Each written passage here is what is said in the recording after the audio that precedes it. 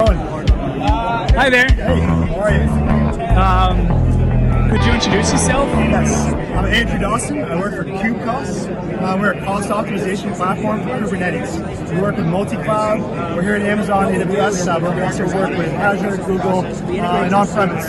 So KubeCost, if you can see my nice tablet here, essentially what this is going to let you do is aggregate all your Kubernetes costs into one platform, so one-stop shop to see across all your different accounts, all your different clusters, and all your different cloud providers. So you can see here I have my Azure clusters, my AWS, and also my on-premise clusters. So really one place to see all your cluster trends, total costs, and possible savings. So a lot of our customers want to make sure that they're not overspending, that they're not over-provisioning resources and wasting money. And that's really what our platform is meant to do. So when you come into KubeCost, you can come in and look at your history. You can see your costs by CPU, GPUs, RAM, really understand where those costs are coming from, and identifying them. So when you want to look at cost per namespace, or cost per team, or cost per product, other things that you've created and labeled, we have that ability. So in this report, I'm going to come in and maybe let's look at last month. We want to close out the books.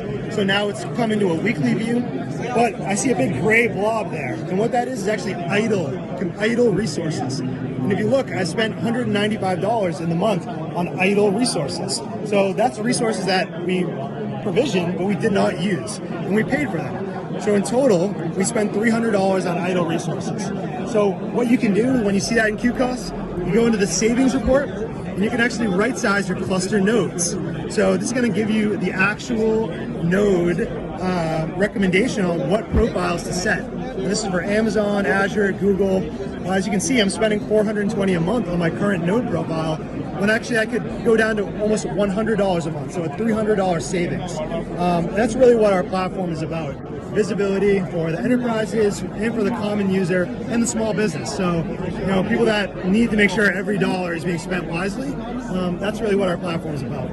Also, because we're self-hosted, it's secure, and none of the data leaks. So it's all within your Amazon accounts, Azure accounts. It stays secure. So a lot of secure companies want to make sure nothing leaves. That's what we're here for.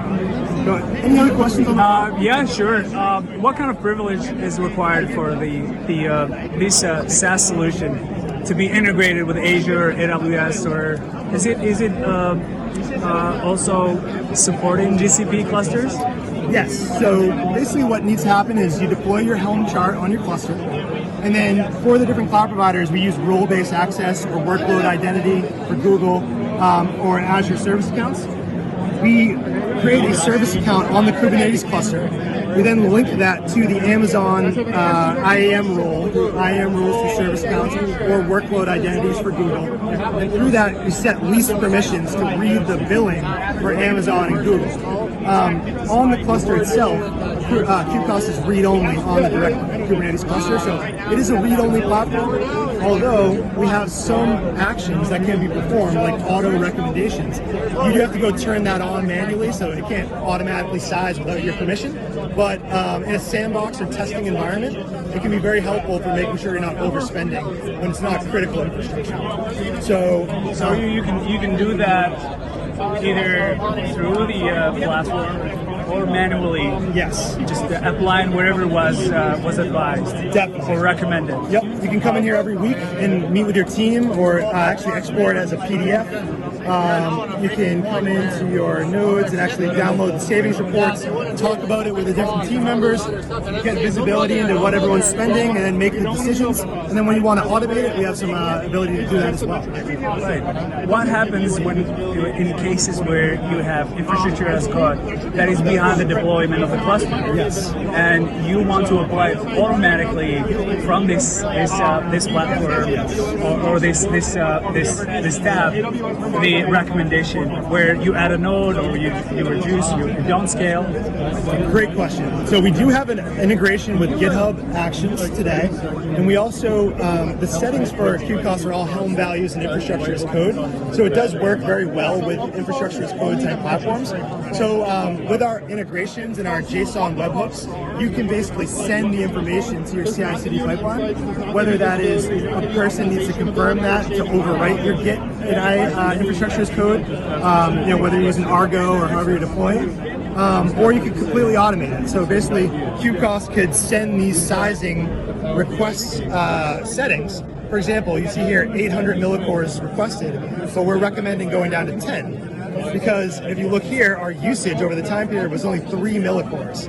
So instead of provisioning 800, we can go down to 10 millicores. And that really is going to allow us to consume much less with that container, potentially size our nodes down, and run much more efficiently. And that's actually going to give us $13 of savings.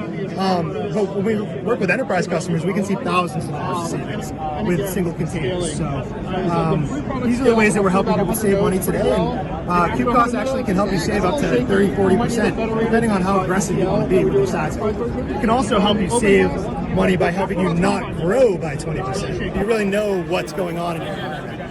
That's how we're helping today.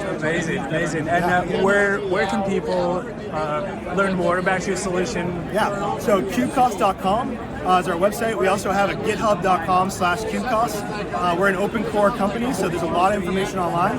And we have a free version as well. So if you want to download the free version, kick the tires, and then come to us when you need a multi-cluster federated environment. But it will be free for life, so small businesses and small users can enjoy the free products. Sweet. Thanks so much, Andrew. Yeah, absolutely. Take care. Nice to meet you. Cheers.